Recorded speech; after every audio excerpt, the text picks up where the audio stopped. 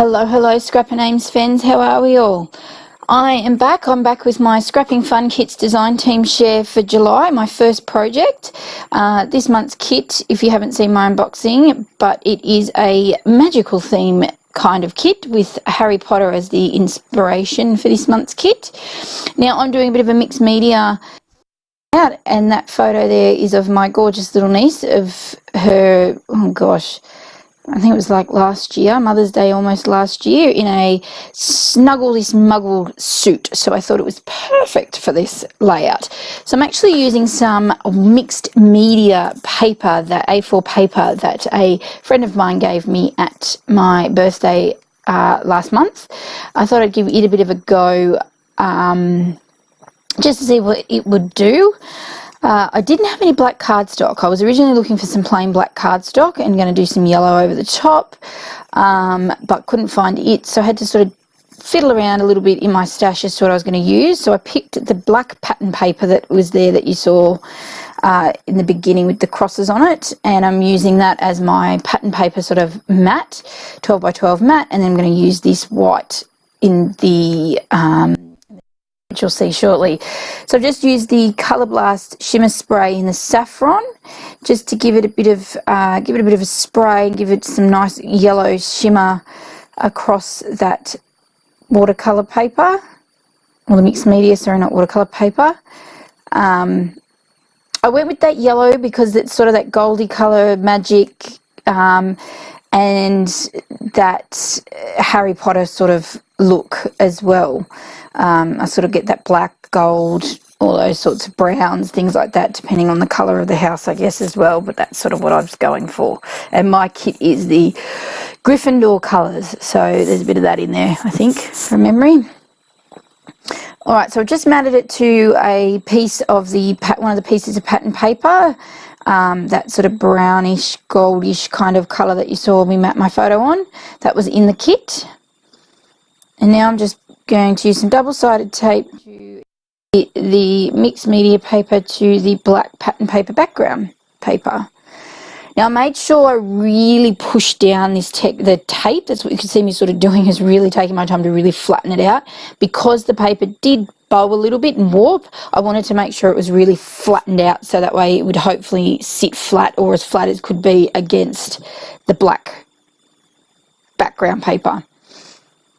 Which it does pretty much. So, and I'm not too phased when things warp a little bit like that, because when it gets into an album, the weight of the rest of the layouts on top of it is just going to flatten it down anyway. So, meh, what can you do?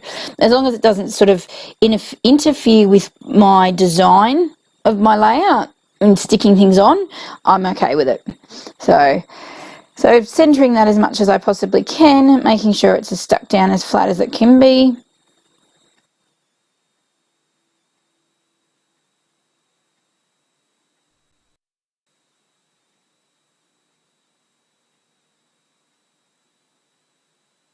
Now I'm going to play around with where my photo goes. I decided it goes sort of down to this bottom right, just because of the way the photo is taken of Thea, of my niece. She's sort of tucked into this right corner, even though she's looking front on. It sort of gives that impression she's sort of sliding down the corner there. So that's what I'm sort of sliding her down the corner, the right-hand side of this paper here. So that's what I'm going with. I thought something was needed. I was going to just pop the photo up, like on some foam, craft foam, just, you know, but it needed something else. So I play around in my little pouch with some doilies and just toss up between these two. It's a slightly larger doily than each other, one smaller, sorry, than the other. And I go with the slightly bigger doily just to give a bit of pattern behind the photo. It just adds a bit of slight interest between the and the yellow of the background, mixed media background, I thought. And look at all this. So me being me, I just trim up bits and pieces, don't measure anything, and just, you know, when I'm measuring my craft foam, so I try not to, you know, waste not, want not. So just use up my scraps of, you know, bits and pieces of craft foam here. So that's what you're seeing me do, is stick it all down.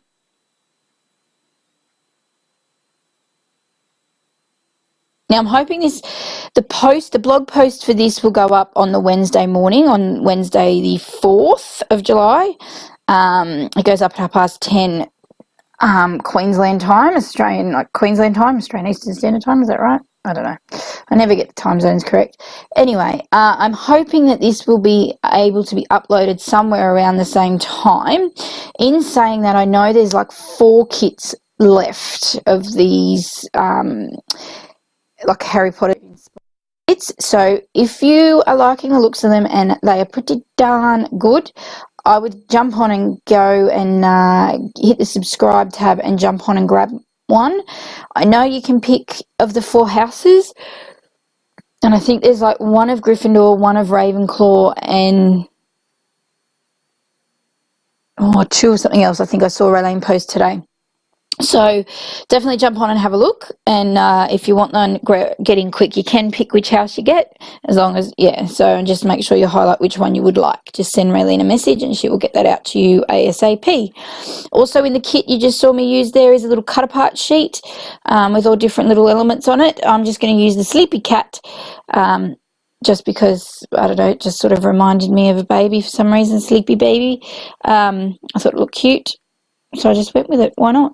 And how gorgeous is this freaking like train washi? It is like a gold foil washi.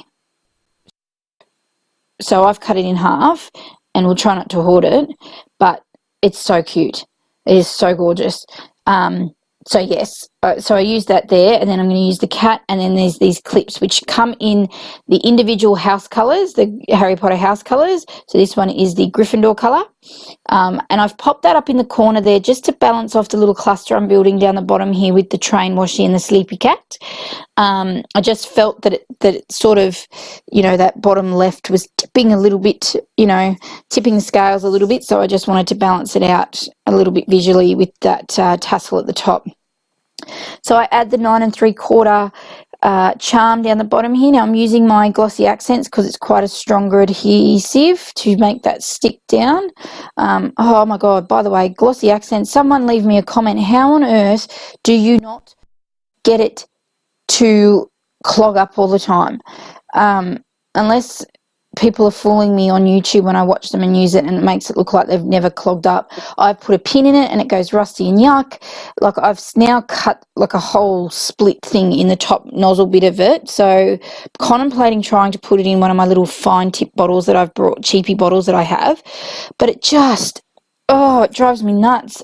It never, I've got the cap still on it, but it still gets clogged up and it drives me insane. Anyway, so I just popped my little Sleepy Cat there on some craft foam as well, just to give it a little balance against the photo there, which is propped up as well on some craft foam as well, give it all a bit of dimension and balance it out. Now I wanted to test out these other strips that came in the kit. If you're a regular Scrapping Fun Kits subscriber, generally every month we get a little sample of washies like this, matching the theme for the month. So I wanted to give these ones a bit of a go. So one has like a London theme to it, and then there's another one that has like the mountain type, that brown mountain theme. So I wanted to put those up there as well. Now I'm having a play around with my title. Now this really stumped me. I wanted to use this absolutely freaking gorgeous wood veneer, which spells out always, and there is one of the lovely subscribers did tell me what they meant in the unboxing, and it's to do with Harry Potter, the way the A is done. And it took me a little bit to figure it out because I was going to cut the magic out there off that cut apart and have magic always, or you are magical, I don't know. But anyway, so I went with love you always. Use some white thickers from my stash. I was going to do the U in black and it just didn't look right, so I changed it and just did all white, and then used the wood veneer from Corbett Creations it's from, if you're interested, and did the wood veneer always. And I really love how that turned out. It looks really good, and I love the wood veneer piece, the word. It just looks so cool. I think it really looks awesome. Adding some sprinkly bits with some enamel dots just to add little pops of sparkle across the page here with some colours from the layout. So some purple, some yellow and some black bling. And then that is it for this layout. It is really simple with some little clusters here and there, but I just loved it. Oh, and I do add some gold Heidi Swapp Colour Shine just to add some magic sparkles. And it is all done. I've got some close-ups for you. As I said, head over to the Scrapping Fun Kits page to get our hands on the last of the kits before they run out. Hit the subscribe button here so you can see more of my upcoming projects with this kit. And as always, thank you so much for stopping by, and I will see you again soon. Bye.